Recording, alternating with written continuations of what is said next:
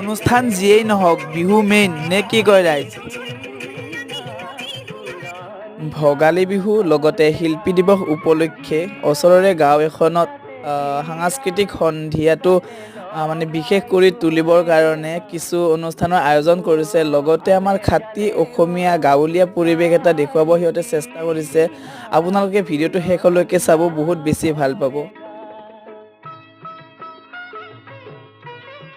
খেৰৰ পুঁজিৰ পৰা আৰম্ভ কৰি গোহালি ঘৰ, তাঁতশাল আৰু ঢেঁকীশাল, পাকঘৰ লগতে খেতি কৰিবৰ কাৰণে যিমান যি প্ৰয়োজন হয় গোটেইখিনি সিহঁতে দেখুৱাবলৈ চেষ্টা কৰিছে। লগতে সাংস্কৃতিক সন্ধিয়াৰো সিহঁতে কিছু আয়োজন কৰিছে। আপোনালোকে আশা কৰোঁ ভিডিঅ'টো চাই ভাল পাব। যিহেতু বহুত ঠাণ্ডা পৰিছে তাৰ বাবে মানুহখিনি যাতে ঠাণ্ডা নাপায় তাৰ কাৰণে মাজত জুই। আৰু অনুষ্ঠান যিয়েই নহওক বিহু মেইন নে কি কয় ৰাইজ?